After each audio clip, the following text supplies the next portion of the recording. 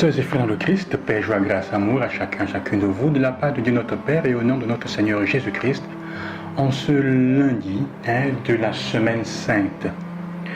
Hier, avec la cérémonie, la célébration du dimanche des Rameaux, nous sommes entrés dans le temps de la Semaine Sainte, préparation immédiate au temps à la Pâque.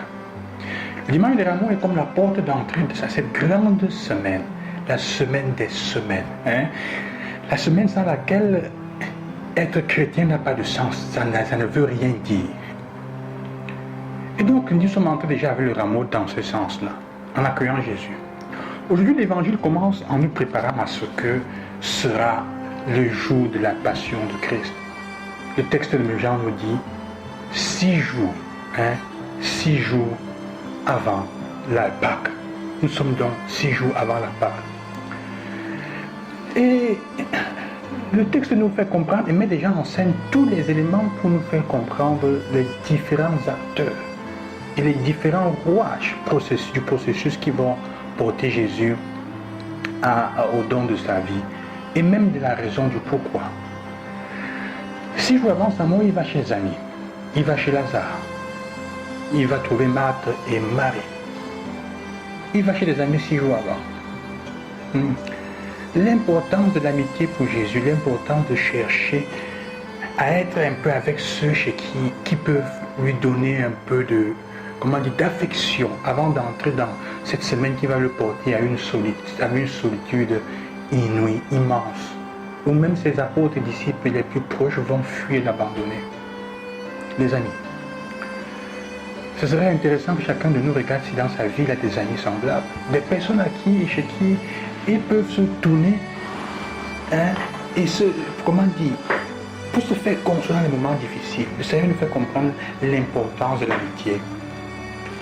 Ce sont ces amis qui vont faire pour lui ce qu'on n'arrivera pas à faire quand il sera mort. L'embalsamer, prendre soin de son corps. Ce qui est intéressant, ce que je voudrais noter dans ce texte et faire noter, c'est l'attitude de Judas.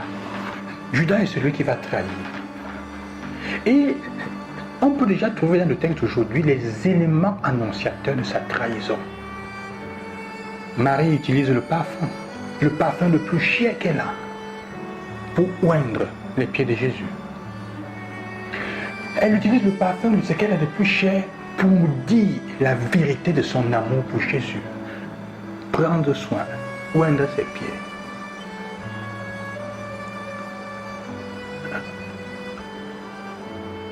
C'est là qu'on comprend la valeur du parfum. C'est pour ça que le parfum est de cette façon le cadeau le plus expressif pour dire à quelqu'un qu'on l'aime. Même dans les relations amoureuses. Pourquoi? Parce qu'en lui-même, c'est un élément inutile. Mais c'est l'élément le plus précieux pour dire la gratuité. Parce qu'offrir le parfum à quelqu'un, surtout un parfum exclusif, bon, une naissance, c'est rare. C'est seulement fait pour humer. Mais ça dit la gratuité de l'amour. Aujourd'hui, Marie et Jésus nous montrent ce que veut vraiment dire être aimé. C'est dépenser ce qu'on a de plus cher, ce qu'on a de plus précieux, pour l'autre sans rien attendre en retour. Et généralement, ce qu'on a de plus précieux est quelque chose dont on ne peut pas quantifier la valeur en termes matériels. L'annonce de Judas, comme traître déjà, est présente. Pourquoi? Parce que les personnes qui ne savent pas apprécier la gratuité, la valeur, donner une valeur aux choses précieuses qui sont utilisées pour l'amour et qui n'arrivent qu'à les quantifier en termes économiques et matériels, sont les personnes qui vous trahiront pour l'argent. S'il y a des gens autour de vous qui ne savent voir dans les relations, dans les gestes de gratuité, que la valeur économique, ou qui n'arrivent pas à faire un geste de gratuité avec des choses précieuses, sans pour autant se plaindre et en voir le profit qu'ils peuvent en tirer. Faites attention à ces personnes. Elles vous trahiront tôt ou tard, pour le matériel et pour l'argent. Elles sont capables de vous vendre. Si vous êtes comme ça, C'est le temps que demandez au Seigneur la grâce de vous guérir de cette chose-là, de vous guérir de cette manière de penser.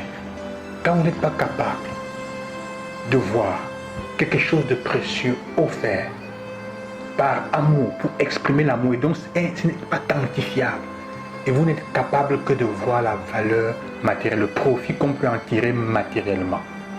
Même si ce n'est que le profit pour soi-même, même si ce n'est que quelque chose qu'on donne parce qu'on va tirer le profit de quelqu'un, si vous n'êtes pas capable de voir la gratuité manifestée dans des gestes précieux et avec des éléments précieux, et vous n'êtes capable que de les quantifier, de voir là où il y a le bénéfice qu'on peut en faire, le bien qu'on peut en tirer, plutôt le profit qu'on peut en avoir, vous êtes dangereux. Vous allez vendre vos frères, vos soeurs pour le matériel, pour l'argent s'il le faut.